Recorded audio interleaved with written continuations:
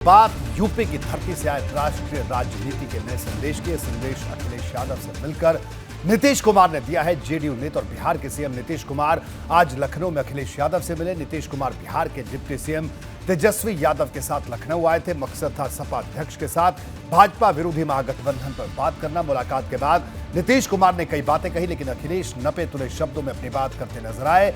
इससे पहले नीतीश कुमार ने कोलकाता में टीएमसी अध्यक्ष और पश्चिम बंगाल की सीएम ममता बनर्जी से मुलाकात की थी, जिसके बाद ममता ने कहा कि विपक्षी गठबंधन के साथ आने से लेकर उनमें कोई ईगो नहीं है। लेकिन आज की इस मुलाकात के क्या मायने हैं, यह सवाल उत्तर प्रदेश की सियासी फिजाओं में घूम रहा है और इस सवाल का जवाब तमाम राजनीतिक विश्लेषक ढूंढ रहे हैं, क्योंकि अखिलेश यादव ने इस मुलाकात के बाद बड़े नपे तुले शब्दों में अपनी बात कही। दरअसल अखिलेश यादव के सामने मजबूरी यह भी है कि समाजवादी पार्टी उत्तर प्रदेश में, पूरे उत्तर प्रदेश में प्रभाव रखती है। नीतीश कुमार से अगर सपा हाथ मिलाती है तो जाहिर सी बात है कि गठबंधन के सहयोगियों को भी कुछ सीटें लोकसभा में अखिलेश यादव को देनी होंगी।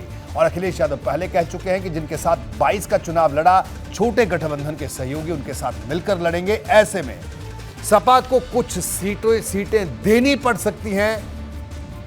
नीतीश कुमार या यूं कहे कि इस नए गठबंधन को लेकर हमारे साथ अनुभव शुक्ला, मेरे सहयोगी जुड़े हुए लखनऊ से। अनुभव, अखिलेश यादव की बड़ी नपी तुली प्रतिक्रिया, किस तरह से इस मुलाकात को देखते हैं, उस प्रतिक्रिया के क्या मायने? देखिए, बिल्कुल अखिलेश यादव ने तो बिल्कुल 1 मिनट में ही अपनी बात खत्म की और ये कहा कि भाई हम सब लोग मिलकर कोशिश ये कि बीजेपी को कैसे रोका जाए और इसीलिए नीतीश जी आए, हम इनका स्वागत करते हैं। तकरीबन 5:30 बजे के आसपास नीतीश कुमार को पहुंचना था, प्रेस कॉन्फ्रेंस होनी थी, लेकिन लखनऊ में बारिश बहुत हो रही थी, इसलिए थोड़ा वो देरी से आए और तकरीबन 50 मिनट तक अखिलेश यादव थे, नीतीश कुमार थे, तेजस्वी थे, शिवपाल यादव थे और नीतीश कुमार की पार्टी के अन्य लोग थे और साथ ही साथ नरेश उत्तम पटेल थे। तो इन लोगों की बैठक हुई है, 50 मिनट तक वो चली है।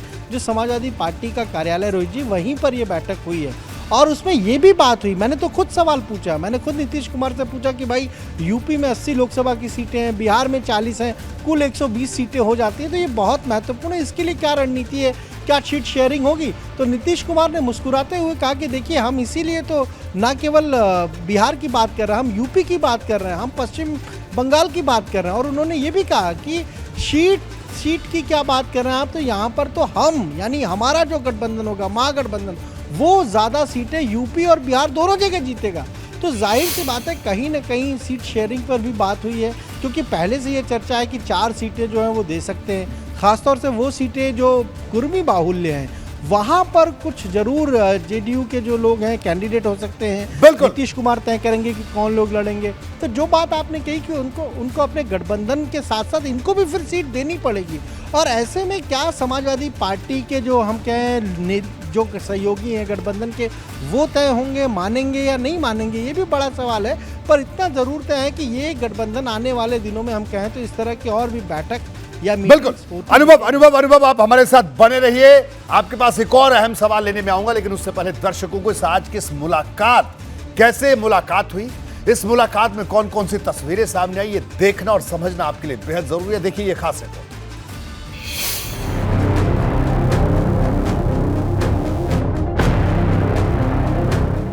कोलकाता में दीदी यानी ममता बनर्जी से मिलने के बाद जब नीतीश कुमार लखनऊ में सपा अध्यक्ष अखिलेश यादव से मिलने पहुंचे तो अटकलों का बाजार 7वें आसमान पर पहुंच गया।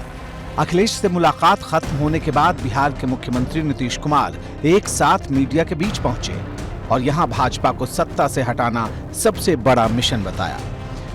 लोग तो आए ही हैं इसलिए, और ताकि सब लोग ज्यादा से ज्यादा पार्टियों की राय एक हो जाए देश को आगे बढ़ाने के लिए। और जो कुछ भी यहाँ शासन कर रहे हैं, कोई काम नहीं हो रहा है, सिर्फ प्रचार प्रसार हो रहा है। जुबान पर देश को बचाने का नाम और सबसे बड़े सियासी घमासान का ऐलान, कुछ यही दिखा नीतीश का अंदाज। हम लोगों ने तय किया है कि ज्यादा से ज्यादा पार्टियों को देश में हम लोग एकजुट करें और मिल करके सब लोग काम करेंगे, ताकि यह देश आगे बढ़े ये बीजेपी से मुक्ति मिले पूरे देश को। जुबान पर मुलायम से रिश्तों का वास्ता और 2024 के लिए नया रास्ता। लखनऊ में सपा के दफ्तर में अखिलेश यादव के बगल में बैठे बिहार के सीएम नीतीश कुमार अपने अंदाज से कुछ ऐसा ही जता रहे थे। तो सब एक साथ मिलकर के अधिक से अधिक पार्टियों को एक साथ मिला करके जो आगे बढ़े और अगला जो चुनाव है उस चुनाव में सब एक साथ मिल करके अगर लड़ेंगे तो बहुत अच्छा फायदा होगा और देश के हित में होगा। तो इसी दृष्टिकोण से बातचीत हो गई जो आपको कहा। बिहार के डिप्टी सीएम और आरजेडी के नेता तेजस्वी यादव के साथ अखिलेश यादव से मिलने के बाद नीतीश कुमार ने साफ कर दिया कि 2024 में भाजपा को सत्ता से बाहर करना उनके एजेंडे में सबसे ऊपर है और इसके लिए वो विपक्षी दलों का साथ चाहते हैं। हम लोगों का संबंध जो है इस राज्य से उत्तर प्रदेश, क्या समझ रहे हैं आप? जो हम लोग बिहार के हैं तो हम लोगों का तो रिश्ता ऐसे ही शुरू से है, एकजुट है। नीतीश ने विपक्षी एकता का ऐलान करते हुए कहा कि अखिलेश यादव से उनकी मुलाकात में इन्हीं मुद्दों पर बात हुई। समाजवादी है, बोलिए ना, तो हम लोग का तो एक ही ना पुराना रिश्ता है, तो इसीलिए हम लोगों का तो खैर है ही और मिलजुल करके तो हम लोग चलेंगे ही, लेकिन पूरे देश के अन्य जगहों के हित में भी हम लोगों ने बातचीत किया है कि अन्य जो पार्टियां हैं सबके साथ बात करके और उसको एकजुट करेंगे। यही बात हुई, इसी के लिए आए हैं आप लोग का। नीतीश ये कहने से नहीं भूले कि मैं खुद कुछ बनने नहीं निकला हूं, बल्कि देश की जनता को भाजपा से मुक्ति दिलाना मेरा मकसद है। एक चीज हम बता देते हैं, अपने बारे में बता देते हैं, हमको नहीं बनना है, ये अच्छी तरह जान लीजिए। हम सबको खाली एकजुट करने में लगे, अपने लिए हमको नहीं कुछ चाहिए, हम देश के हित में काम करेंगे और बाकी सब लोग होंगे, दूसरे लोग होंगे, सब बैठ करके तय करेंगे। नीतीश कुमार ने जयप्रकाश नारायण के संपूर्ण क्रांति आंदोलन का हवाला दिया, मुलायम से अपने रिश्ते का जिक्र बार बार किया, खुद को समाजवादी परिवार का हिस्सा बताया। वो सब कुछ कहा जिससे ये साबित किया जा सके कि अखिलेश यादव की पार्टी की विचारधारा और जेडीयू की विचारधारा में ज्यादा फर्क नहीं। लेकिन सवाल है कि क्या अखिलेश यादव नीतीश कुमार के एजेंडे पर लोकसभा चुनाव लड़ेंगे या नीतीश अखिलेश के एजेंडे पर? इस सवाल का जवाब फिलहाल पर्दे में है। वहीं सपा अध्यक्ष अखिलेश यादव ने नीतीश के बोलने से पहले ही साफ कर दिया कि वे भाजपा के खिलाफ हर मुहिम में साथ हैं।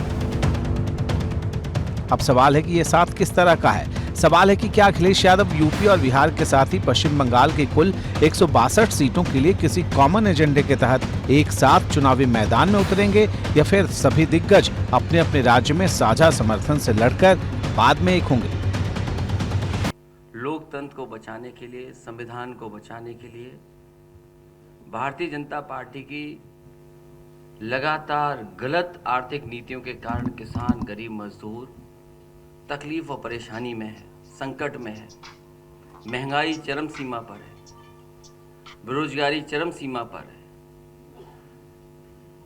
और इस भारतीय जनता पार्टी को हटाने में हम आप लोगों के साथ हैं। गठबंधन की नई जमीन तैयार करने की जो कोशिश नीतीश कुमार कर रहे हैं, उसके लिए वे राहुल गांधी से पहले ही मिल चुके हैं। नीतीश और तेजस्वी से मिलने के बाद राहुल गांधी ने पिछले दिनों जातीय जनगणना के मुद्दे को तूल देकर नए समीकरण का इशारा भी कर दिया था। तो क्या जल्द ही नीतीश कांग्रेस और बाकी विपक्षी दलों को एक मंच पर लाकर अपनी चाणक्य नीति का कोई नया ट्रेलर दिखाने वाले हैं? इसको लेकर अटकलें फिलहाल और तेज हो गई हैं। Bureau report, ABC Punjab. तो अनुभव शुक्ला हमारे साथ लगातार जुड़े। अनुभव, ये जो मुलाकात थी, बड़ी जो बॉडी लैंग्वेज देखें कि क्लियरिटी, यानी जिसे कहा जाए सियासत में जो संदेश होते हैं वो बड़े स्पष्ट भी दिए जाते हैं कई बार, और कई बार संदेशों को जिसे कहा जाए बड़े धीरे धीरे रिवील किया जाता है, खोला जाता है। लेकिन आज की जो ये मुलाकात थी, इसके बाद जो मीडिया ब्रीफिंग हुई, यानी सब कुछ साफ साफ हो ऐसी स्थिति नहीं थी। देखिए, बिल्कुल इस तरह की तो कोई स्थिति नहीं थी और तकरीबन हम कहें तो 7 से 8 मिनट में ही ये पूरी ब्रीफिंग जो है वो ख़त्म हो गई। बाद में अखिलेश यादव जब सी ऑफ करके मिले मीडिया से तो सबने यही बात कही कि भाई आपकी प्रेस कॉन्फ्रेंस तो ऐसे ख़त्म होती नहीं है, पत्रकारों के सवाल ख़त्म हो जाते हैं, आपके जवाब ख़त्म नहीं होते। लेकिन ये तो मुश्किल से मुश्किल 8 मिनट में ही ख़त्म हो गई। तो अखिलेश यादव ने कहा नहीं, हम कल भी प्रेस कॉन्फ्रेंस करेंगे। यहाँ कोई मैसेज अभी कुछ भी नहीं दिया, हाँ बस इतना कहा कि हमें बीजेपी को हटाना है और हम सब लोग साथ होंगे। लेकिन सवाल वही है रोहित जी, हर बार जो सवाल होता है, क्या कांग्रेस भी साथ आएगी? क्या कांग्रेस भी इस गठबंधन में शामिल होगी? अनुभव, एक देखिए वक्त कम है, लेकिन ये आपने बड़ी अच्छी बात कही, ये अपने आप में बड़ा सवाल है कि कांग्रेस साथ आएगी। लेकिन बड़ा अहम सवाल कि आखिरकार नीतीश कुमार को ये बोलने की क्या जरूरत पड़ गई कि मुझे कुछ नहीं बनना है, मैं कुछ बनने नहीं आया हूं ना, उनको कुछ नहीं बनना है, वो कुछ बनने नहीं आए हैं, किसको बनाएंगे किसको बनाने आए ये भी नहीं बता रहे हैं। अरे भाई, तो बिहार से चलकर लखनऊ क्या करने आए थे फिर? देखिए, बिल्कुल यही सवाल उनसे पूछा गया कि ये जो मोर्चा बनेगा, इसका चेहरा कौन होगा, इसका नेता कौन होगा। उस पर उन्होंने कहा कि देखिए, मैं अपने बारे में बता सकता हूँ कि मुझे नहीं बनना है, मुझे इसका नेता नहीं बनना, मैं तो पूरे देश को बचाने के लिए सबको एक साथ ला रहा हूँ। और इसीलिए आप सोचिए, वो वेस्ट बंगाल भी गए, ममता बनर्जी से भी मिले, आज अखिलेश यादव से भी मिले, यानी पूरा दिन आज उन्होंने कहीं ना कहीं हमके 2 राज्यों का दौरा किया। और मुहिम क्या है?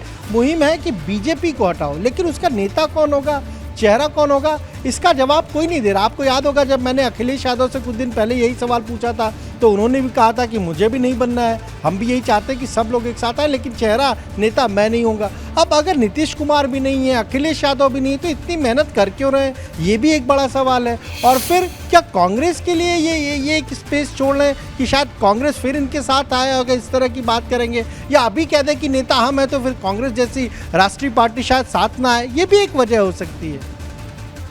तो अनुभव, ये वजह तो ये, लेकिन ये एक वजह ना नीतीश कुमार बता पाए ना अखिलेश यादव बता पाए, सबकी अपनी अपनी मजबूरियां हैं। तो ये मजबूरियों में जो ये नया गठबंधन तैयार हो रहा है, इस गठबंधन से मजबूरियों में अगर कोई गठबंधन, कोई राजनीतिक रिश्ता अगर चलेगा, तो आखिरकार उसका आउटकम क्या होगा, ये अपने आप में बड़ा सवाल है।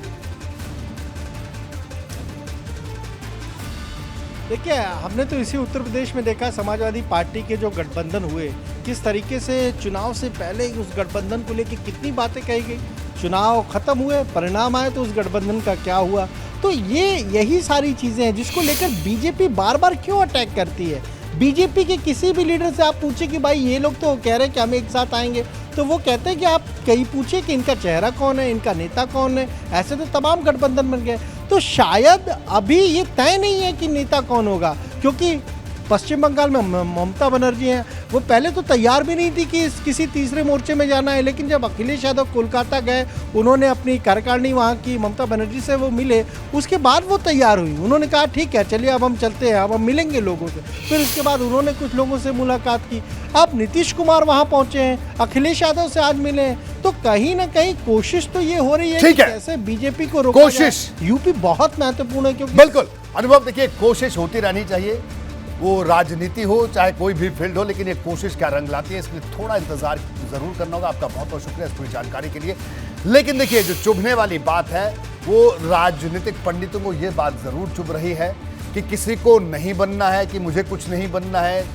तो अगर आपको नहीं बनना तो किसे बनाना है, वो किसे कौन है ये भी किसी को नहीं पता। नहीं, सब कुछ अभी हवा में है। और जाहिर सी बात है, अगर सब कुछ हवा में होगा तो चुनावों में जो हवा चलती है, जिसे कई बार एंटी इनकम्बेंसी या प्रो इनकम्बेंसी कहते हैं, वो हवा रुख को कहीं भी बदल सकती है।